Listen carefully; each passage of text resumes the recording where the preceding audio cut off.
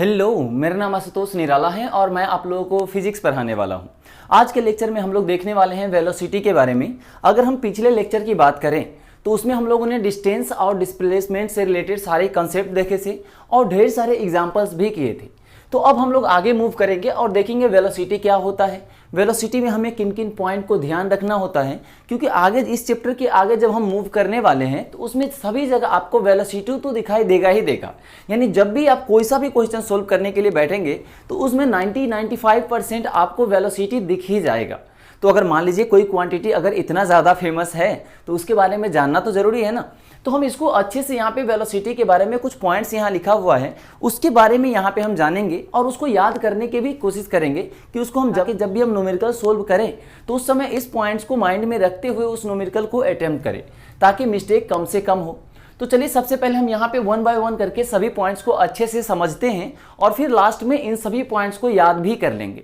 तो पहले समझने पे हम लोग फोकस करेंगे ताकि जब हम लोग इसको यूज करेंगे तो उस समय आप जो समझे रहेंगे उसी का यूटिलाइज कर पाएंगे और कहीं ना कहीं आपको यूज भी यहाँ इसका याद भी होना जरूरी है ताकि आपको देखते ही पता चले अच्छा अगर इस तरह की क्वांटिटी है तो मुझे कुछ ऐसा अलग सोचना पड़ेगा हट करके, यानी याद भी होना तो जरूरी है ही सही।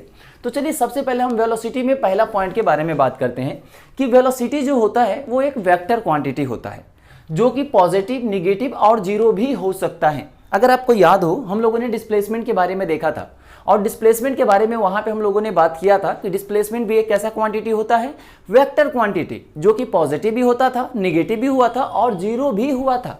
सेम उसी तरह वेलोसिटी भी एक वेक्टर क्वांटिटी है जो कि पॉजिटिव भी हो सकता है, निगेटिव भी हो सकता है और जीरो भी हो सकता है।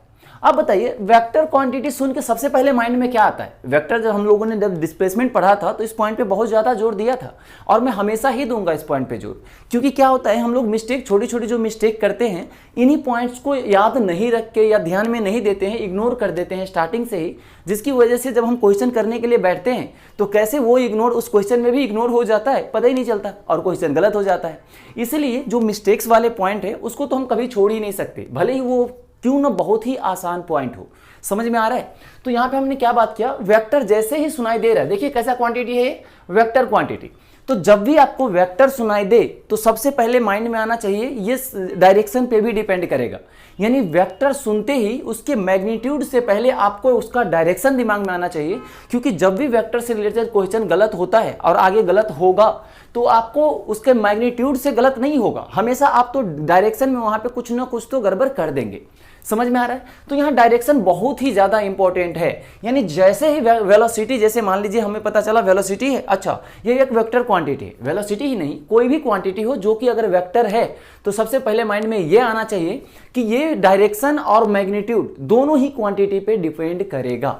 यानी मुझे वेक्टर की कैलकुलेशन करते टाइम मैग्नीट्यूड के साथ साथ डायरेक्शन को भी ध्यान में रखना ही पड़ेगा। ये चीज समझ में आया? तो ये पहला पॉइंट जो था, एक वेलोसिटी जो है एक वेक्टर क्वांटिटी है जो कि पॉजिटिव भी हो सकता है, निगेटिव भी हो सकता है और जीरो भी हो सकता है। समझ में आया? अब चलिए हम सेकेंड पॉइंट की तरफ बढ़ते हैं। इसमें लिखा हुआ है it has magnitude and direction both. अभी हम लोगों ने बात किया है अगर कोई वेक्टर क्वांटिटी है तो उसमें मैग्नीट्यूड के साथ साथ डायरेक्शन भी होगा। अगर मैं यहां तक बोलूं मैग्नीट्यूड से ज्यादा आप डायरेक्शन पे फोकस कीजिए, क्योंकि मैग्नीट्यूड तो कैलकुलेट हो जाते हैं लेकिन डायरेक्शन गलत होने की चांसेस होती है। इसीलिए ज्यादा इंपॉर्टेंट क्या है, मैग्नीट्यूड से ज्यादा डायरेक्शन। ठीक है ना? तो यहाँ पे आपको ध्यान में होना चाहिए अगर कोई क्वांटिटी अगर वेक्टर है तो वो मैग्नीट्यूड के साथ साथ डायरेक्शन पे भी डिपेंड करेगा। यानी वेक्टर क्वांटिटी के पास में मैग्नीट्यूड और डायरेक्शन दोनों ही होता है। समझ में आया? अब चलिए हम थर्ड पॉइंट के बारे में बात करते हैं। इसमें लिखा हुआ है it can change by changing magnitude और डायरेक्शन और बोथ।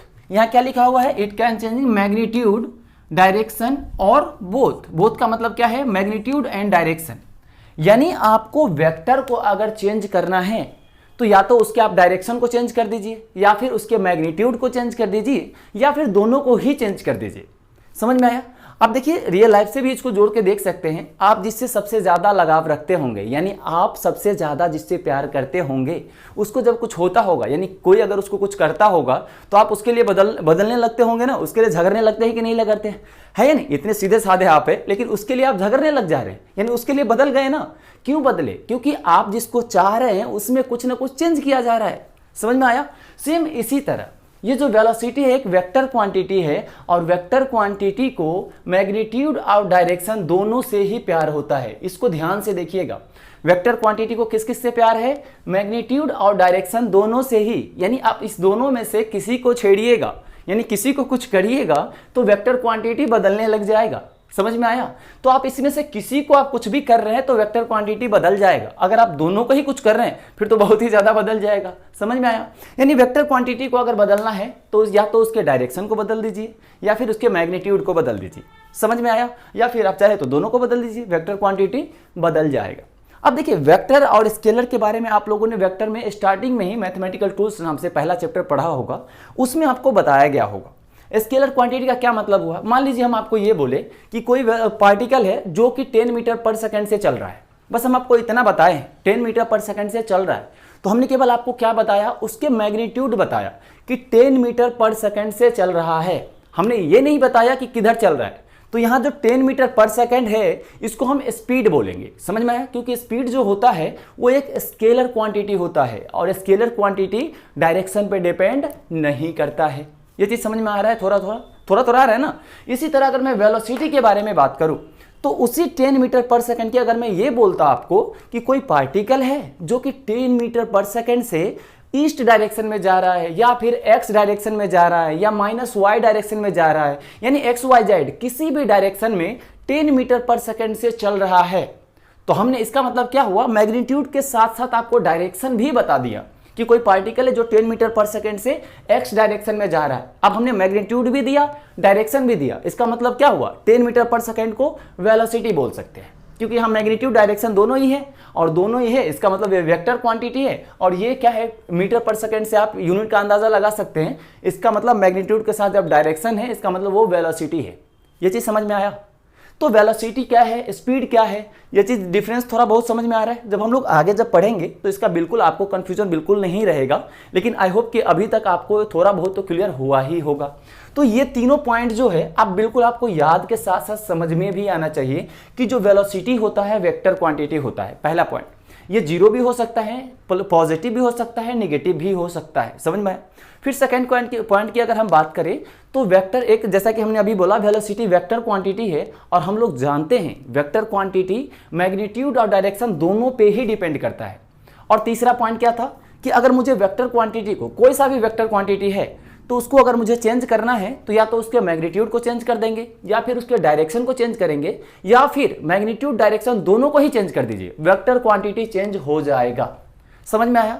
तो वेक्टर हमेशा डायरेक्शन को ही लेकर गलत होता है, इसलिए मैं डायरेक्शन को बार बार यहां बीच में ला रहा हूं और आगे भी लाता रहूंगा। चाहे आप बिल्कुल परेशान हो जाइए सुन करके, लेकिन मैं इतना बता रहा हूं आपको, जब भी आगे गलत करेंगे आप डायरेक्शन की वजह से ही क्वेश्चन गलत करने वाले हैं।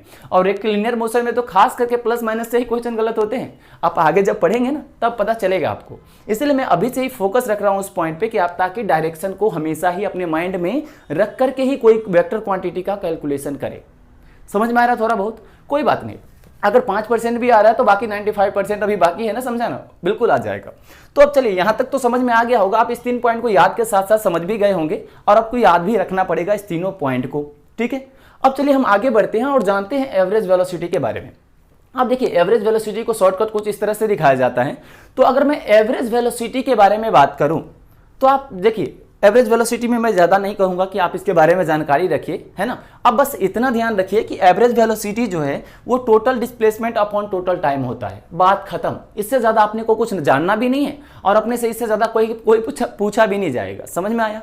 यानी जब भी एवरेज वेलोसिटी दिखाई दे, आगे हम एवरेज स्पीड के बारे में भी जानेंगे, यानी जब भी एवरेज टर्म आपको दिखाई दे रहा है तो आप सीधा फॉर्मूले पे उछल जाइए, यानी सीधा जंप लगाइए। कहाँ? फॉर्मूले पे।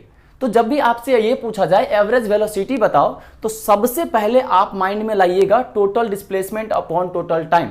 यानी मुझे अगर एवरेज वेलोसिटी कैलकुलेट करना है तो मेरे पास टोटल डिस्प्लेसमेंट होना चाहिए और टोटल टाइम भी होना चाहिए। अगर मैं डिस्प्लेसमेंट और टाइम कैलकुलेट कर लेता हूं तो मैं आराम से एवरेज वेलोसिटी आराम से बता सकता हूं।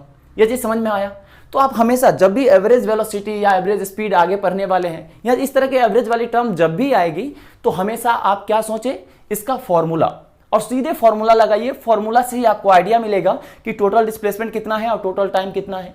और बात रही इसको सोल्व करने की, तो टोटल डिस्प्लेसमेंट हम लोगों ने पिछले 3 वीडियो में निकाल करके देखा हुआ है कि किस तरह से हम लोग टोटल डिस्प्लेसमेंट कैलकुलेट करते हैं। इसमें हम लोगों ने, अगर आपने वो वीडियो नहीं देखा है तो मैं सजेस्ट करूंगा उस वीडियो को आप जरूर से जाके देखें, ताकि एवरेज वेलोसिटी भी आपका बिल्कुल क्लियर हो जाए, जिस तरह से डिस्टेंस और डिस्प्लेसमेंट को वहां पे हम लोगों ने क्लियर किया था।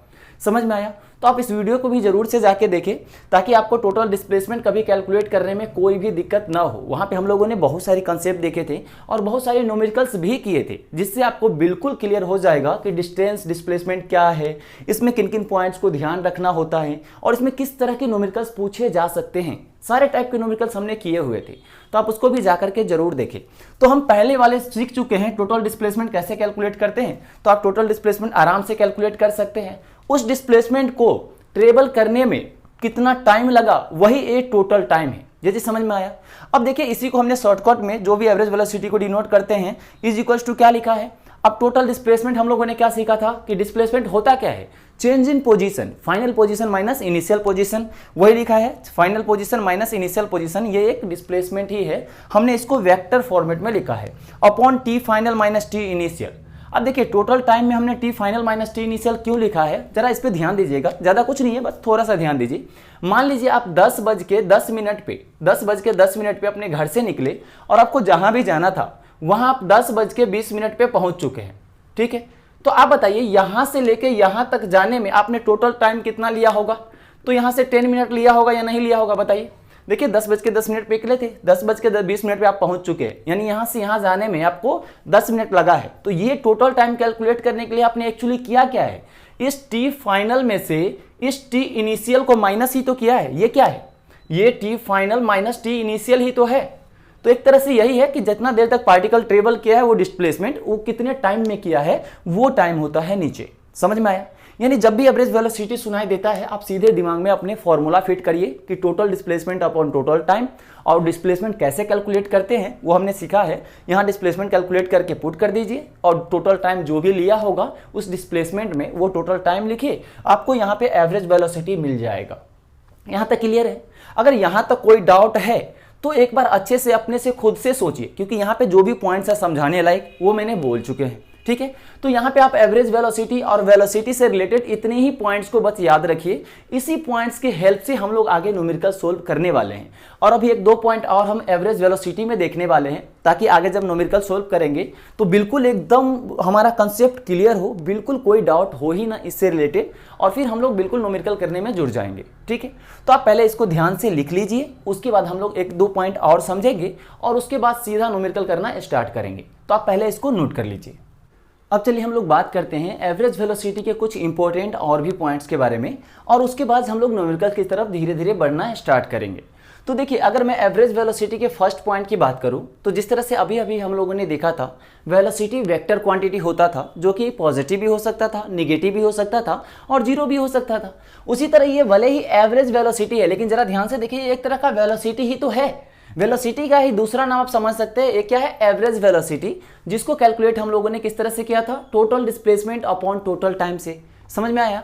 तो यहां से वेलोसिटी क्या था, वेक्टर क्वांटिटी, तो एवरेज वेलोसिटी भी क्या होगा, वेक्टर क्वांटिटी ही होगा। इसलिए हम लोग इसके ऊपर क्या लगा रखा है, एरो लगा रखा है, क्योंकि वेक्टर क्वांटिटीज को इसी तरह से कुछ डिनोट करते हैं। समझ में आया? तो यहाँ पे पहला पॉइंट में यही लिखा हुआ है कि एवरेज वेलोसिटी जो होता है वो एक वेक्टर क्वांटिटी होता है, जो कि पॉजिटिव भी हो सकता है, निगेटिव भी हो सकता है और जीरो भी हो सकता है। और देखिए, जरा ध्यान दीजिएगा, अभी अभी हम लोगों ने ध्यान से पिछले अभी समझा था कि अगर कोई वेक्टर क्वांटिटी है तो मैग्नीट्यूड के साथ साथ डायरेक्शन पे भी डिपेंड करेगा, और यहाँ तक कि डायरेक्शन पे हम लोग ज़्यादा ही ध्यान रखते हैं, क्योंकि मिस्टेक होने के चांसेस डायरेक्शन के पास ही होता है। समझ में आया? तो इसलिए देखिए जरा ध्यान से, सेकंड पॉइंट के ऊपर ये क्या लिखा है, direction of average velocity along the direction of displacement. यानी आपको एवरेज वेलोसिटी अगर सिंपल पूछा जा रहा है, यानी आपको वेक्टर फॉर्मेट में बताना पड़ेगा, यानी उसके मैग्नीट्यूड के साथ साथ आपको यह भी बताना पड़ेगा कि वो एवरेज वेलोसिटी किसके डायरेक्शन में है। तो आप इसको याद रख सकते हैं कि एवरेज वेलोसिटी का जो डायरेक्शन होता है वो किसके डायरेक्शन में होता है, along the direction of displacement. समझ में आया? क्योंकि ये हमने क्यों लिखा, क्योंकि अभी अभी फॉर्मूला जरा ध्यान दीजिए, पीछे आपने नोट किया होगा, उसमें क्या लिखा था, एवरेज वेलोसिटी को total displacement upon total time. और टाइम तो स्केलर क्वांटिटी है और डिस्प्लेसमेंट होता है वेक्टर क्वांटिटी, यानी एवरेज वेलोसिटी का डायरेक्शन उधर ही होगा जिधर वेक्टर ये डिस्प्लेसमेंट की डायरेक्शन होगा। समझ में आया या नहीं आया? अभी अभी हम लोगों ने लिखा था ना एक क्वेश्चन, जो नीचे फॉर्मूला लिखा था पीछे, average velocity is equals to total displacement जो कि चेंज इन पोजीशन के इक्वल होता है डिवाइडेड बाय टोटल टाइम, यही लिखा था फॉर्मूला। तो यहाँ जरा ध्यान दीजिए, ये टाइम तो होता है स्केलर क्वांटिटी, इसमें कुछ डायरेक्शन होगा नहीं, यानी इसके डायरेक्शन किसके इक्वल होगा? जो कि डिस्प्लेसमेंट के इक्वल होगा। समझ में आया या नहीं आया? इसी पॉइंट को हम लोगों ने लिखा है कि जो direction of display average velocity होता है वो डायरेक्शन ऑफ डिस्प्लेसमेंट के अलोंग ही होता है। और डिस्प्लेसमेंट का डायरेक्शन हम लोगों ने पिछले वीडियो में देखा हुआ है, किधर होता है? इनिशियल पॉइंट से फाइनल पॉइंट तक। ये कैसे समझेंगे? तो मान लीजिए कोई पॉइंट यहाँ से ए पॉइंट से स्टार्ट किया चलना, और इस तरह से कोई इस तरह से पास पे मोशन कर रहा है और पॉइंट बी पे पहुंच गया। समझ में आया? तो हम लोगों ने डिस्प्लेसमेंट कैसे कैलकुलेट करते हैं? केवल इनिशियल पॉइंट देखते हैं और फाइनल पॉइंट देखते हैं और दोनों को स्ट्रेट लाइन से मिला देते हैं, ऐसे ही करते हैं ना। और इस मिलाने वाले स्ट्रेट लाइन का जो भी लेंथ होता है मान लेते हैं डी, इसी को हम लोगों ने डिस्प्लेसमेंट बोला था। समझ में आया? तो जरा ध्यान दीजिए, डिस्प्लेसमेंट के लिए हम लोगों ने केवल इनिशियल और फाइनल पॉइंट पे फोकस किया था। बीच में कैसे जाता है डिस्प्लेसमेंट तो पाथ पे डिपेंड ही नहीं करता, केवल इनिशियल और फाइनल पॉइंट पे डिपेंड करता है। हम लोगों ने ये बात को बहुत बार बोला है, समझ में आया? और यूज भी किया था। तो यहाँ हमने देखा इनिशियल पॉइंट यहाँ पे है, पार्टिकल कुछ इस तरह से मोशन कर रहा था इनिशियल टू फाइनल, यानी हम डिस्प्लेसमेंट यहाँ से यहाँ ड्रॉ करने के लिए हमने क्या किया? पेन को कहाँ रखा? इनिशियल पॉइंट पे, और यहाँ से किधर की तरफ ले गया? फाइनल पॉइंट की तरफ ले गया ना। यानी डिस्प्लेसमेंट का डायरेक्शन जरा मैं ध्यान से देखूँ तो कहाँ हो गया? Final to initial to final हो गया। यानी देखिए, पहले आपने पेन इनिशियल पे रखेंगे ना, उसके बाद फाइनल तक खींच के ले जाएंगे मिलाने के लिए। तो हमने पेन इनिशियल टू फाइनल ले गया, इसका मतलब डायरेक्शन डिस्प्लेसमेंट का किधर से किधर हुआ? इनिशियल से फाइनल की तरफ। तो एवरेज वेलोसिटी का भी डायरेक्शन किधर हो जाएगा? इनिशियल से फाइनल की तरफ। यानी डिस्प्लेसमेंट का डायरेक्शन जिधर भी होगा उधर ही एवरेज वेलोसिटी का भी डायरेक्शन होगा। समझ में आया? बस इस पॉइंट का मतलब इतना सा है। तो आपको याद भी इस पॉइंट को थोड़ा बहुत रखना चाहिए ताकि आगे चल के कोई भी मिस्टेक कभी भी ना हो, अगर डायरेक्शन आपको अगर एवरेज वेलोसिटी का लिखना होता है तो। लेकिन मोस्ट ऑफ केस में क्या होगा, आपको एवरेज वेलोसिटी का केवल डायरेक्शन पूछा जाएगा। बहुत ही कम चांस होगा कि आपको एवरेज वेलोसिटी के साथ साथ उसका डायरेक्शन भी पूछा जाए। अगर बाय चांस पूछा जाता है तो आपको पता होना चाहिए कि एवरेज वेलोसिटी का डायरेक्शन उधर ही होगा जिधर डिस्प्लेसमेंट का डायरेक्शन होता है, और डिस्प्लेसमेंट का डायरेक्शन हमेशा इनिशियल पॉइंट से फाइनल पॉइंट की तरफ होता है। ये समझ में आया या नहीं आया? कोई डाउट है इसमें? इसको जरा ध्यान से देखिए और एक बार फिर से पढ़िए अपनी तरफ से, और इसको जो मैंने समझाया है उसको यहाँ पे वेरीफाई कर लीजिए एक बार कि जो मैंने बोला है वो आपको समझ में आया भी या नहीं आया। तो एक बार आप इसको रीड कर लीजिए, अच्छे से समझ में आ जाएगा।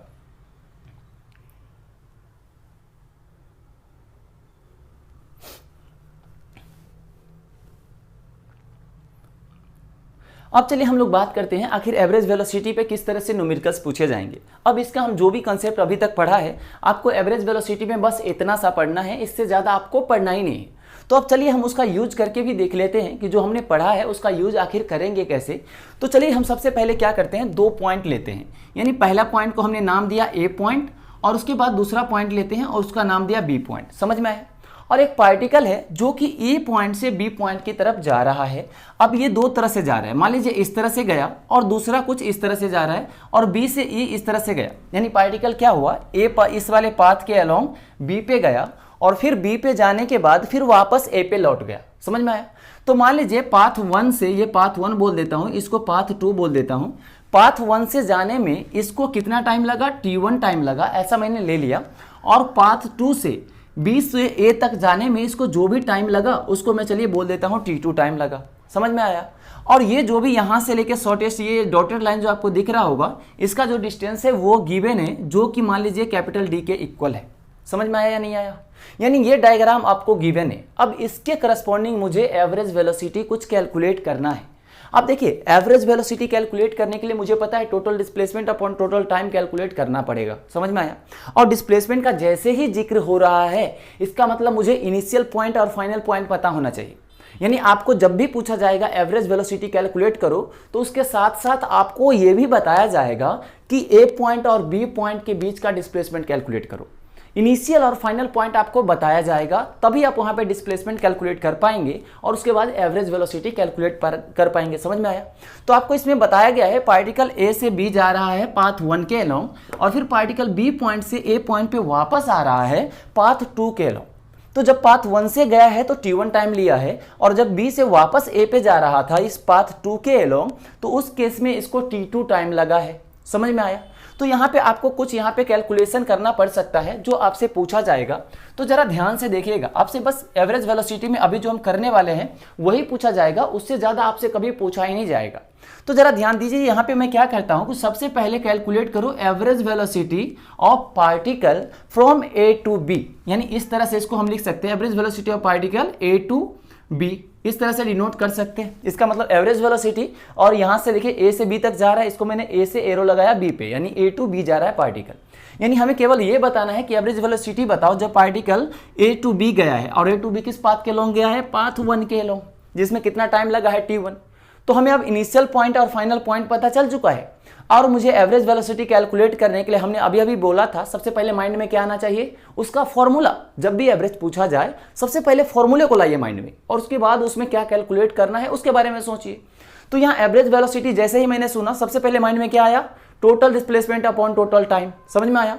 तो यहाँ देखिए इनिशियल पॉइंट ए रहा, फाइनल पॉइंट बी रहा, तो यहाँ ए टू बी पार्टिकल ए वाले पाथ फर्स्ट पाथ के अलोंग जा रहा है, लेकिन डिस्प्लेसमेंट केवल इनिशियल और फाइनल पॉइंट पे डिपेंड करता है। बहुत बार हम लोगों ने पिछले वीडियो में ढेर सारे एग्जांपल्स किए हैं, इस पे जाके आप देख सकते हैं। तो यहाँ ए टू बी इनिशियल और फाइनल पॉइंट मुझे पता है, तो डिस्प्लेसमेंट क्या होता है, शॉर्टेस्ट डिस्टेंस बिटवीन 2 पॉइंट। तो शॉर्टेस्ट डिस्टेंस क्या है, इनिशियल पॉइंट और फाइनल पॉइंट के बीच का जो गैप है वो डॉटेड लाइन जो दिख रहा है वही है। इसका मतलब यहाँ ए टू बी जब पार्टिकल पाथ 1 के अलोंग जा रहा है उस केस में डिस्प्लेसमेंट कितना हुआ, डी। अब जरा ध्यान देखिए, यहाँ पे तो चलिए मुझे पता चल गया टोटल डिस्प्लेसमेंट डी होगा, लेकिन यहाँ एवरेज वेलोसिटी हमने वेक्टर फॉर्म में लिखा है, तो यहाँ मैग्नीट्यूड अभी केवल पता चला है कि डी है, लेकिन अभी हमने साइन कुछ भी नहीं लिया है। यही बात हम पीछे कर रहे थे कि मिस्टेक ऐसे ही होता है, समझ में आ रहा है? तो यहाँ हम क्या करते हैं, मुझे पता है वेक्टर क्वांटिटी की वैल्यू लिखना है, तो मुझे थोड़ा बहुत साइन कन्वेंशन लेना पड़ेगा, जिसको हम लोगों ने पहले देख चुके हैं। समझ में आया या नहीं आया? तो चलिए यहाँ पे हम सबसे पहले बात करेंगे, यहाँ सबसे पहले हम बात करते हैं साइन के बारे में। किसी भी एक डायरेक्शन को पॉजिटिव ले लेते हैं और उसके अपोजिट हम क्या करेंगे, निगेटिव ले लेंगे। समझ में आ रहा है? तो चलिए हम क्या करेंगे, यहाँ पे इस डायरेक्शन को, राइट साइड डायरेक्शन को पॉजिटिव कंसीडर कर रहे हैं। राइट साइड डायरेक्शन को क्या कंसीडर कर रहे हैं, पॉजिटिव। तो इसके जस्ट अपोजिट अगर मैं लेफ्ट साइड डायरेक्शन की बात करूंगा तो निगेटिव हो जाएगा। जैसे वेक्टर में हम लोगों ने समझा था, कोई ए वेक्टर अगर इधर है तो माइनस ए वेक्टर जस्ट उसके अपोजिट होगा ना, सेम वही चीज। अगर पॉजिटिव इधर है तो निगेटिव इधर होगा। आपकी मर्जी, अगर इधर निगेटिव ले रहे तो इधर पॉजिटिव ले लीजिए, कोई फर्क नहीं पड़ेगा। ये साइन कन्वेंशन हम लोगों ने पिछले वीडियो में बहुत ही अच्छे तरीके से डिटेल में समझा था, तो आप समझ सकते हैं, है ना। तो यहाँ चलिए हमने साइन कन्वेंशन ले लिया। क्यों मैंने साइन कन्वेंशन लिया, क्योंकि मुझे पता है यहाँ जो मैं लिखने वाला हूँ वो डिस्प्लेसमेंट लिखने वाला हूँ, और वो होता है वेक्टर क्वांटिटी। तो मुझे वेक्टर क्वांटिटी को साइन के साथ बताना पड़ता है। समझ में आया? तो डिस्प्लेसमेंट बताइए, जब पार्टिकल ए टू बी जा रहा है तो देखिए इनिशियल पॉइंट ए हुआ, फाइनल पॉइंट बी हुआ, तो इनिशियल पॉइंट से फाइनल की तरफ जा रहा है, मतलब किस डायरेक्शन में जा रहा है, पॉजिटिव डायरेक्शन में। इसका मतलब ए टू बी जाने में जो डिस्प्लेसमेंट हुआ है वो कितना हुआ है, प्लस डी हुआ है। समझ में आया? वेक्टर क्वांटिटी था, मैंने साइन के साथ लिखा है। समझ में आया कि नहीं? ठीक है, अब टोटल टाइम की बात कर लेते हैं। तो देखिए ए टू बी जाने में पार्टिकल ए पाथ के अलोंग, फर्स्ट पाथ के अलोंग गया है, कितना टाइम लिया है, t1। तो यहाँ सिंपल क्या करेंगे, यहाँ पे t1 से डिवाइड कर देंगे। चलिए पहला वाला तो ये समझ में आ गया कि ए टू बी जब पार्टिकल गया होगा तो एवरेज वेलोसिटी इसके इक्वल आ जाएगा। अब इसी में आपसे ये पूछा जा सकता है कि फाइंड करो एवरेज वेलोसिटी जब पार्टिकल बी टू ए जा रहा है। समझ में आया?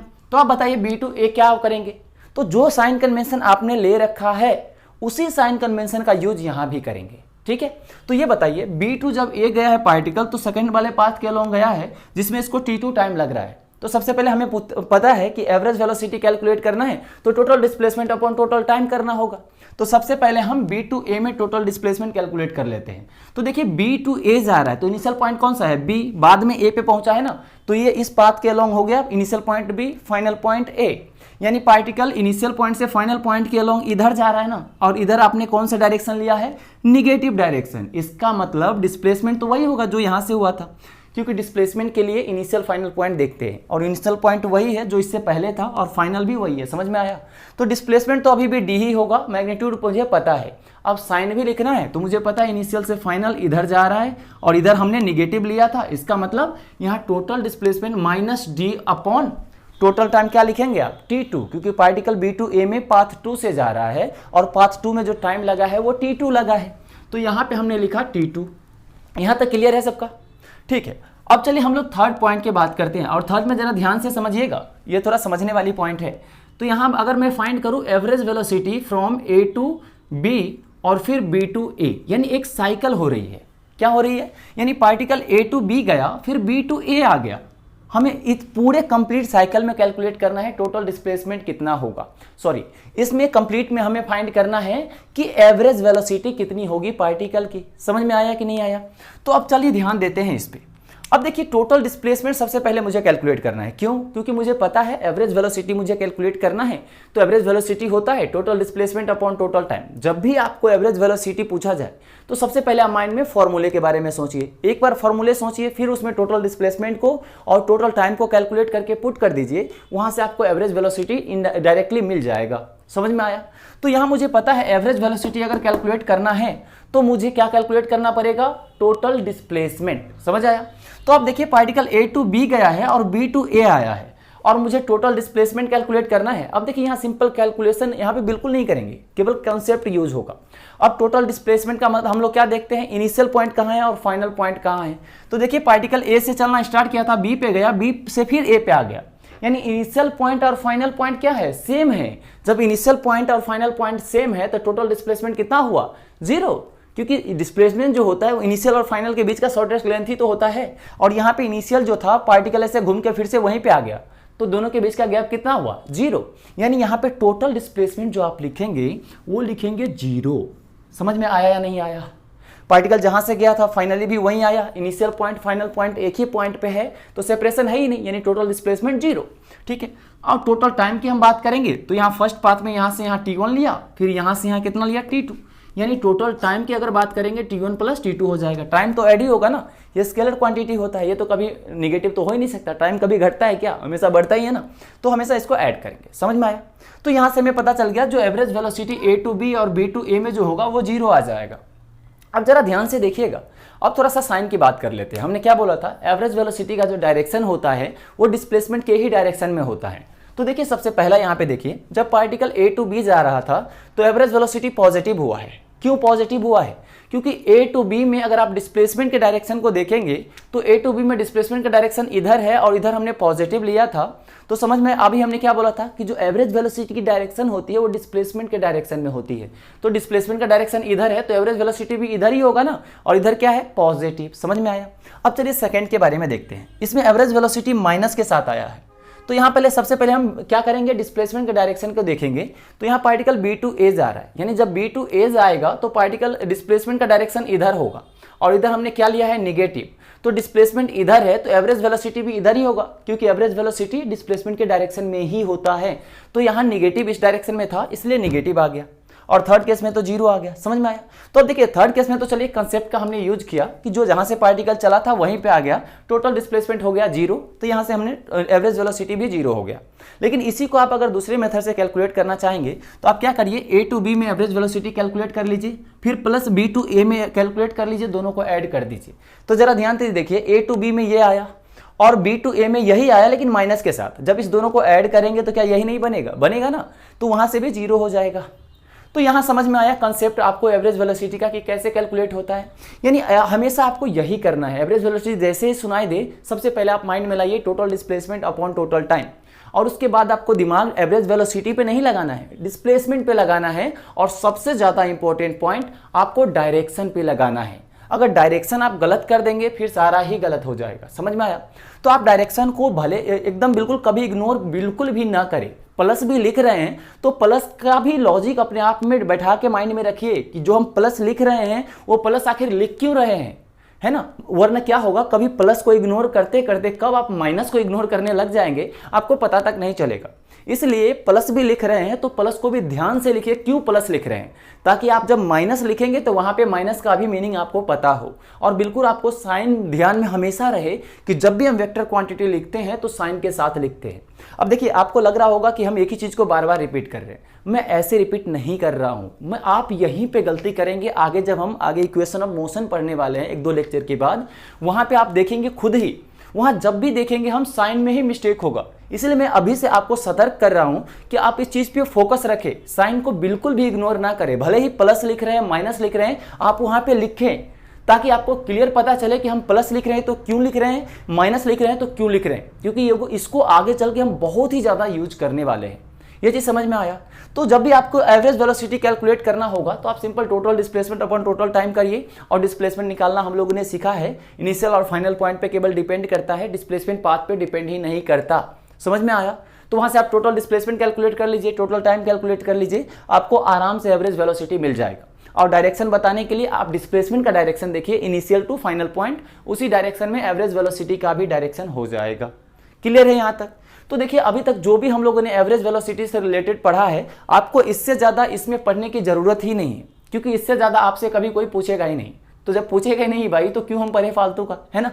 तो चलिए कोई बात नहीं, जितना पढ़ा है बस आप उसको अच्छा कर लीजिए, आपका बहुत ही बेहतरीन आगे का चैप्टर होने वाला है। भले ही आप मेडिकल के स्टूडेंट हो या फिर आप इंजीनियरिंग के स्टूडेंट हो, आपसे जो मैं पढ़ा रहा हूँ कभी कोई ज़्यादा पूछेगा ही नहीं।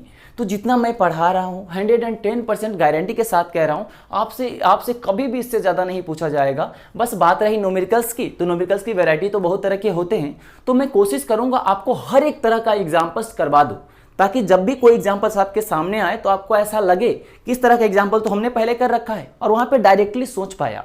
तो आप इसका बिल्कुल टेंशन ना लें, वो मेरा टेंशन है, वो आपका बिल्कुल टेंशन लेने वाली बात ही नहीं है। बस आप तो इस पर फोकस करिए, जो पढ़ाया जा रहा है उसको कैसे कंप्लीट करें अच्छे से। ठीक है, धीरे धीरे आपका फिजिक्स सबसे ज़्यादा अच्छा होने वाला है, ये आप विश्वास रख के ही पढ़िए। समझ में आया। तो आप चलिए सबसे पहले इसको नोट कर लीजिए, उसके बाद हम लोग धीरे धीरे आगे की तरफ मूव करते हैं। अब चलिए हम लोग बात करते हैं इंस्टेंटेनियस वेलोसिटी के बारे में। जैसा कि अभी हम लोगों ने देखा था एवरेज वेलोसिटी के बारे में देखा था, सेम उसी तरह कुछ पॉइंट यहाँ भी है जिसको हम लोग इंस्टेंटेनियस वेलोसिटी बोलेंगे। तो चलिए सबसे पहले हम लोग समझते हैं आखिर इंस्टेंटेनियस वेलोसिटी कहते किसको है। तो आप सबसे पहले क्या करिए, आप डेफिनेशन को पढ़ लीजिए, उसके बाद जब मैं समझाऊंगा तो और बेहतर तरीके से समझ में आएगा। तो देखिए यहाँ क्या लिखा है, velocity of particle at any moment, यानी किसी मोमेंट पे जो पार्टिकल की वेलोसिटी होगी उसी को हम लोग इंस्टेंटेनियस वेलोसिटी बोलेंगे। अब देखिए यहाँ डेफिनेशन से हो सकता है थोड़ा कम भी समझ में आया हो, अब हम नॉर्मली बात करते हैं। यानी इंस्टेंटेनियस का मतलब क्या होता है, अब इसको जरा था दो पार्ट में डिवाइड कर दीजिए। ये जो आपको इंस्टेंट दिख रहा होगा ना, इसको आप अलग कर दीजिए। इंस्टेंट का मतलब क्या होता है, किसी इंस्टेंट बोलते हैं ना, t इक्वल्स टू 1 सेकेंड पे या t इक्वल्स टू 3 सेकेंड में, इसका मतलब हुआ किसी इंस्टेंट पे। या फिर अगर नॉर्मल ऐसे बात करें कि 10:05 पे कितनी वेलोसिटी होगी, तो ये पर्टिकुलर 10:05 पे ही पूछ रहा है ना आपसे, तो वो पर्टिकुलर इंस्टेंट पे पूछा जा रहा है। तो इसका मतलब उस पॉइंट पे जो भी वेलोसिटी होगी पार्टिकल के पास, उसी को हम लोग बोलेंगे इंस्टेंटेनियस वेलोसिटी। समझ में आया। या फिर चलिए इसी को बोलते हैं, जैसे मान लीजिए आप घर से स्कूटी से निकलते हैं, तो क्या हर जगह आपकी स्पीड, जो स्कूटी की स्पीड होती है वो सेम रहती है क्या? कहीं ज़्यादा करते हैं तो कहीं कम करते हैं, ट्रैफिक आ गया रुकना भी पड़ता है कि नहीं पड़ता है। तो देखिए अगर जैसे आप चल रहे, तो मैं ये पूछूं कि जैसे आप चल रहे हैं उसी बीच में किसी पर्टिकुलर टाइम पे जो आपकी स्कूटी का जो स्पीड होगा, वो स्पीड उस पर्टिकुलर पॉइंट पे इंस्टेंटेनियस वेलोसिटी के ही इक्वल होगा। समझ में आया। यानी सिंपल लैंग्वेज में आप इसको समझिए, किसी इंस्टेंट पे जो पार्टिकल की वेलोसिटी होगी उसी को हम लोग इंस्टेंटेनियस वेलोसिटी बोलेंगे। क्या समझे आप, कि किसी इंस्टेंट पे, जैसे मान लीजिए पार्टिकल कोई जो स्कूटी लेके आधे घंटे तक घूम रहा है, तो आधे घंटे में 0 सेकेंड से लेके और 30 मिनट तक हुआ होगा ना, हुआ होगा कि नहीं हुआ होगा।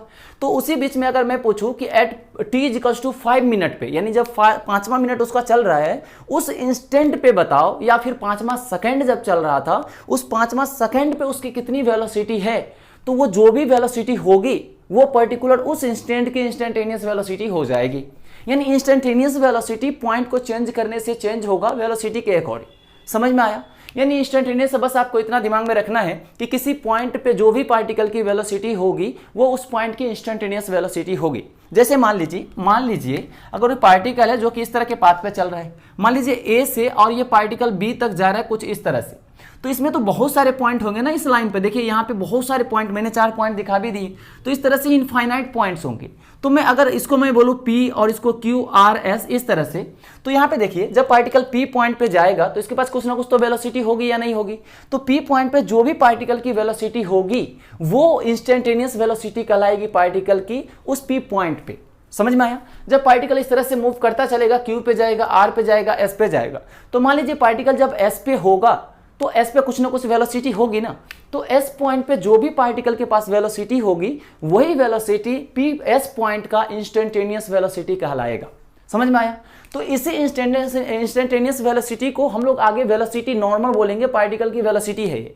यानी हम लोग इंस्टेंटेनियस वेलोसिटी को ही आगे चल के बोलचाल में वेलोसिटी ही बोलने वाले हैं, क्योंकि ये बोलने में थोड़ा लंबा चौड़ा लगता है ना, इंस्टेंटेनियस वेलोसिटी। इतना लंबा चौड़ा हम नहीं बोलेंगे, सीधे नॉर्मल से बोलेंगे वेलोसिटी। वहां अपने आप समझ में आ जाएगा किसी पॉइंट की ही बात हो रही है। समझ में आया? तो देखिए इंस्टेंटेनियस तो आई गेस की समझ में आ गया होगा। किसी पॉइंट पे जो भी पार्टिकल के पास वेलोसिटी होगी, वही वेलोसिटी उस पर्टिकुलर पॉइंट पे इंस्टेंटेनियस वेलोसिटी होगी पार्टिकल की। क्लियर है? जैसा कि हम लोग अभी इस एग्जांपल में देखा था। अब चलिए देखते हैं कि आखिर इंस्टेंटेनियस वेलोसिटी का फॉर्मूला क्या होता है। तो इंस्टेंटेनियस वेलोसिटी आपको इसको एकदम दूध में मिलाइए, घोर करके एकदम सा पी जाइए कि v is to D R upon D T होता है। क्या होता है? v is to D R upon D T. अब इसका यूज कैसे करेंगे अभी हम लोग समझने वाले हैं, लेकिन ये फॉर्मूला तो आपको याद होना ही चाहिए कि जो वेलोसिटी होती है इंस्टेंटेनियस वेलोसिटी, वो D R upon D T होता है, जहां पे आर जो होता है वो पार्टिकल का पोजीशन होता है। आर क्या होता है? पार्टिकल का पोजीशन। आप चाहे तो बिल्कुल नीचे लिख लीजिएगा कि v is to D R upon D T में आर जो है, आर वेक्टर, वो पार्टिकल का पोजीशन वेक्टर है, यानी पोजीशन बोलिए आप तो सीधा। समझ में आया? तो अब देखिए इसका यूज कैसे करेंगे। तो हमें पता है पार्टिकल x डायरेक्शन में भी चल सकता है, y डायरेक्शन में भी चल सकता है, z डायरेक्शन में भी चल सकता है। तो जब पार्टिकल x डायरेक्शन में चलेगा, उस कंडीशन में जो भी उसके पास वेलोसिटी होगी, मैं यही बोलूंगा ना पार्टिकल का वेलोसिटी x डायरेक्शन का है। जो y डायरेक्शन में चलेगा, जब पार्टिकल के पास जो भी वेलोसिटी होगी, वो मैं बोलूंगा पार्टिकल के y डायरेक्शन का वेलोसिटी है। और जब पार्टिकल z डायरेक्शन में चलेगा, उस कंडीशन में पार्टिकल के पास जो भी वेलोसिटी होगी, उस वेलोसिटी को पार्टिकल के z डायरेक्शन का वेलोसिटी बोलूंगा ना। यानी आपने यहाँ पे देखा है कि 3 अलग अलग डायरेक्शन का अलग अलग वेलोसिटी भी हो सकता है। समझ में आया? तो यहाँ पे देखिए इस फॉर्मूले को v को D R upon D T से कैसे यूज करेंगे। तो यहाँ पे मैं इस तरह से कुछ यूज करूंगा कि पार्टिकल का x डायरेक्शन का अगर मुझे वेलोसिटी कैलकुलेट करना होगा, तो मैं क्या करूंगा, x डायरेक्शन की पोजीशन वेक्टर को t से डिफरेंशिएट कर दूंगा। यहाँ पे हमने क्या बोला था, v is to D R upon D T, जहाँ पे r क्या था, पोजीशन वेक्टर। समझ में आया? तो यहाँ पे मुझे क्या कैलकुलेट करना है, वेलोसिटी इन x डायरेक्शन। तो मुझे कौन से पोजीशन वेक्टर को टाइम से डिफरेंशिएट करना पड़ेगा, x वाला। यानी वेलोसिटी इन x डायरेक्शन को मैं लिखूंगा dx अपॉन dt। ये चीज समझ में आया? सिमिलरली अगर मैं बात करूं वेलोसिटी इन y डायरेक्शन, तो आप क्या करिएगा, y डायरेक्शन के पोजीशन को t से डिफरेंशिएट करेगा कि नहीं। तो यहां पे मैं लिखूंगा dy अपॉन dt। और एग्जैक्टली ऐसे ही अगर मुझे फाइंड करना होगा वेलोसिटी इन z डायरेक्शन, तो मैं क्या करूंगा, z डायरेक्शन की पोजीशन क्या होगा, z होगा ना, तो dz अपॉन dt, ये मैं कैलकुलेट करूंगा। ये जो आप देख रहे हैं ना, ये तीनों फॉर्मूले vx, vy और vz, और यहाँ v is to D R upon D T, ये बहुत ही ज़्यादा इंपॉर्टेंट है, क्योंकि आगे इसी चैप्टर में हम लास्ट में पढ़ेंगे वेरिएबल एक्सेलरेशन, जहाँ पे इसका बहुत ही ज़्यादा यूज होने वाला है। और केवल इसी चैप्टर में नहीं, आगे आने वाला भी चैप्टर होगा, उसमें इस वाले फॉर्मूले का और 1-2 फॉर्मूले और हम पढ़ने वाले हैं, जिसका बहुत यूज होगा। तो ये तो मान के चलिए इसका तो यूज बहुत ज़्यादा ही होगा। तो इसका मतलब समझ में आया क्या है, यानी अगर आपको x डायरेक्शन का वेलोसिटी चाहिए तो आप dx अपॉन dt करिए, y डायरेक्शन का चाहिए dy अपॉन dt करिए, z डायरेक्शन का चाहिए dz अपॉन dt करिए। तो इसी को हमने समराइज करके एक ही फॉर्मूले में लिख दिया था, v is equal to D R upon D T, जहां पे r था पोजीशन, पार्टिकल का पोजीशन। समझ में आया? तो हमें x डायरेक्शन का जब वेलोसिटी होगा तो केवल x डायरेक्शन की पोजीशन को टाइम से डिफरेंशिएट करूंगा। जब y डायरेक्शन का मुझे वेलोसिटी चाहिए होगा तो मैं y डायरेक्शन के पोजीशन को मैं क्या करूंगा, t से डिफरेंशिएट करूंगा। उसी तरह अगर मुझे z डायरेक्शन की वेलोसिटी चाहिए होगा तो मैं z डायरेक्शन की पोजीशन को टाइम के रिस्पेक्ट में डिफरेंशिएट करूंगा। समझ में आया ये फॉर्मूला क्या है? कोई बात नहीं, आगे जब थोड़ा बहुत भी समझ में आया कोई दिक्कत नहीं है, आगे हम इस पे न्यूमेरिकल करेंगे। बस मैं अपना आपको अभी ये बताना चाह रहा हूँ कि आपको इस पे फोकस रहना चाहिए। आप ऐसा नहीं कि बस पढ़ते पढ़ते इसको छोड़ दे छोटा समझ के, ये छोटा नहीं है, बहुत ही ज़्यादा यूज होगा। बस मैं ये आपको याद दिलाना चाह रहा हूँ ताकि आपको आगे जब मैं दोबारा ये फॉर्मूला लाऊंगा वहाँ आपको समझ में आए बेहतर तरीके से। ठीक है, तो बस आपका इतना तीनों जो हमने लिखा है इसका बेसिक मतलब आपको पता है अभी, तो ये भी सफिशिएंट है। अब चलिए हम लोग आगे बढ़ते हैं। यहाँ क्या लिखा हुआ है कि direction of instantaneous velocity along the tangent at given path, और पाथ को हमने किसको बोला है, कर्व को बोला है। तो अब इसका मतलब क्या हुआ, तो देखिए चलिए इसको हम डायग्राम से समझते हैं, तब बेहतर तरीके से समझ में आएगा। मान लीजिए कोई पार्टिकल है जो कि इस तरह से पाथ पे चल रहा है। अब मान लीजिए यहाँ पे कोई पॉइंट होगा, मान लेता हूँ इस पॉइंट का ए बोल देता हूँ, इस पॉइंट को बी बोल देता हूँ, और इस पॉइंट को सी नाम दे देता हूँ, और इस पॉइंट को डी नाम दे देता हूँ। और पार्टिकल जो है वो इस डायरेक्शन में इस तरह से ट्रेवल कर रहा है। समझ में आया? तो हमें फाइंड करना है इंस्टेंटेनियस वेलोसिटी की डायरेक्शन। तो हमने अभी अभी देखा है इंस्टेंटेनियस वेलोसिटी का मतलब है ये किसी पॉइंट की वेलोसिटी होगी, क्योंकि पार्टिकल इस तरह से पाथ पे जब मोशन करेगा तो अलग अलग टाइम पे अलग अलग पॉइंट पे होगा, जिसपे से हम लोगों ने A B C D 4 point को दिखा दिया है। तो इस ए पॉइंट पे जो भी पार्टिकल की वेलोसिटी होगी वो ए पॉइंट पे पार्टिकल का इंस्टेंटेनियस वेलोसिटी होगी, क्योंकि ये किसी पर्टिकुलर इंस्टेंट पे है। समझ में आया? तो इसका डायरेक्शन अगर मुझे दिखाना होगा तो मैं किधर दिखाऊंगा? तो इस पॉइंट पे टेंजेंट का जो भी डायरेक्शन होगा उधर दिखाएंगे। तो जरा ध्यान दीजिए टेंजेंट कैसे ड्रॉ करते हैं। तो इस पॉइंट से इसको टच करता हुआ इस तरह से एक स्ट्रेट लाइन हो, यानी वेलोसिटी ऑफ ए जो होगा इस पॉइंट का इंस्टेंटेनियस वेलोसिटी, यानी किसी पॉइंट की वेलोसिटी है ना, तो ऑटोमेटिक आप समझ जाइए, मैं सीधा भी बोलूं कि ये वेलोसिटी है पार्टिकल का पॉइंट ए पे, इसका मतलब हुआ ये पार्टिकल का इंस्टेंटेनियस वेलोसिटी है। किसी इंस्टेंट की बात कर रही है तो इंस्टेंटेनियस। समझ में आया? अब देखिए टेंजेंट के अलोंग इधर ए से पार्टिकल इधर जा रहा था ना, तो मैं टेंजेंट जिधर पार्टिकल जाने की टेंडेंसी होगी उधर मैं खींचूंगा, तो ये वी ए का डायरेक्शन। उसी तरह अगर मैं बी का डायरेक्शन देखूं बी पॉइंट पे, तो इधर होगा ना वी बी, होगा या नहीं? इस पॉइंट पे आप टेंजेंट ड्रॉ कर दीजिए। इसी तरह अगर मैं पॉइंट सी की बात करूं तो सी पे क्या करिए, आप टेंजेंट ड्रॉ करिए। टेंजेंट उस डायरेक्शन में ड्रॉ करिए जिस डायरेक्शन में पार्टिकल का मूवमेंट होता है। तो इस डायरेक्शन में इस पॉइंट पे जो भी वेलोसिटी होगी उसको मैं वीसी बोल देता हूं, ये होगा इस पॉइंट पे इंस्टेंटेनियस वेलोसिटी का डायरेक्शन। समझ में आ रहा है? और सेम इसी तरह अगर मैं डी पॉइंट पे बात करूंगा तो डी पे इस तरह से टेंजेंट ड्रॉ करूंगा और ये वेलोसिटी ऑफ डी हो जाएगा इस पॉइंट का। समझ में आया या नहीं आया? तो देखिए अलग अलग पॉइंट पे पार्टिकल का वेलोसिटी अलग अलग है और डायरेक्शन भी अलग अलग है। समझ में आ रहा है? तो देखिए अगर मान लीजिए वेलोसिटी सब जगह अगर सेम भी होता, अगर मान लीजिए यहाँ भी यू होता, यहाँ भी यू, यहाँ भी यू और यहाँ भी यू, तो क्या मैं बोलता वेलोसिटी सब जगह सेम है? बिल्कुल भी नहीं बोलता। क्यों? क्योंकि वेलोसिटी जो होता है, हमने स्टार्टिंग में बात किया था कि जब भी वेक्टर क्वांटिटी कोई आपके सामने आए तो सबसे पहले आप उसके डायरेक्शन के बारे में सोचिए, फिर मैग्नीट्यूड के बारे में। तो यहाँ देखिए मैग्नीट्यूड हमने बोला है सबका सेम है, लेकिन जरा ध्यान देखिए ए पॉइंट पे जो वेलोसिटी का डायरेक्शन है वो कुछ इधर है, वही चीज बी पॉइंट पे देखिएगा तो इधर है, सी पॉइंट पे इधर है और डी पॉइंट पे इधर है, यानी हर एक पॉइंट पे पार्टिकल का वेलोसिटी अलग अलग डायरेक्शन में है। तो वेक्टर क्वांटिटी सेम तभी हो सकता है जब उसके मैग्नीट्यूड के साथ साथ डायरेक्शन भी सेम हो। तो यहाँ पे भले ही मैग्नीट्यूड सबको मैं यू यू कर दूं, सेम कर दूं, लेकिन डायरेक्शन अलग अलग है अलग अलग पॉइंट पे, तो अलग अलग पॉइंट पे हम वेलोसिटी को सेम नहीं कह सकते। समझ में आया? क्योंकि यहाँ पे डायरेक्शन अलग अलग है और वेक्टर क्वांटिटी में से डायरेक्शन या मैग्नीट्यूड में से कुछ भी अलग होगा तो वो दोनों सेम नहीं हो सकता। यानी वेक्टर क्वांटिटी को सेम होने के लिए मैग्नीट्यूड और डायरेक्शन दोनों को सेम होना पड़ेगा। इस पॉइंट को हम लोग आगे भी पढ़ेंगे, लेकिन फिलहाल अभी समझ में आया। तो यहाँ पे समझ में आया इंस्टेंटेनियस वेलोसिटी का डायरेक्शन क्या होता है। जिस भी इंस्टेंट पे यानी जिस भी पॉइंट पे आपसे इंस्टेंटेनियस वेलोसिटी पूछा जा रहा है उस पॉइंट पे आप क्या करिए, टेंजेंट खींच दीजिए। उस टेंजेंट का जो भी डायरेक्शन होगा वही इंस्टेंटेनियस वेलोसिटी का डायरेक्शन होगा पर्टिकुलर उस पॉइंट के लिए। समझ में आ रहा है? तो यहाँ पे इस तरह से कुछ बनेगा। अगर जरा ध्यान दीजिए, इसी तरह अगर मैं कुछ और ड्रॉ करना चाहूँ, मान लीजिए एक सर्कल है, कोई पार्टिकल है जो कि इस तरह से सर्कुलर पाथ पे ट्रेवल कर रहा है जिसका सेंटर इधर कहीं है, और पार्टिकल कुछ इस तरह से एंटी क्लॉकवाइज डायरेक्शन में इस तरह से ट्रेवल कर रहा है। मुझे फाइंड करना है कि तीन चार पॉइंट में ले लेता हूं और उस पॉइंट पे डायरेक्शन फाइंड करना है कि जब पार्टिकल यहाँ ए पॉइंट पे है, फिर पार्टिकल कभी बी पॉइंट पे भी आएगा, डेफिनेटली आएगा, पार्टिकल फिर सी पॉइंट पे भी आएगा और एक टाइम ऐसा भी आएगा जब पार्टिकल ऐसे घूम के इस डी पॉइंट पे भी आएगा। तो मुझे फाइंड करना है कि बताओ इंस्टेंटेनियस वेलोसिटी यानी अलग अलग पॉइंट पे पार्टिकल की वेलोसिटी किधर किधर होगा। तो सिंपल हम लोग जानते हैं किसी पॉइंट की वेलोसिटी पूछ रहा है, इसका मतलब हुआ वो इनडायरेक्टली आपसे इंस्टेंटेनियस वेलोसिटी पूछ रहा है, क्योंकि वो किसी पर्टिकुलर इंस्टेंट पे बोल रहा है ना।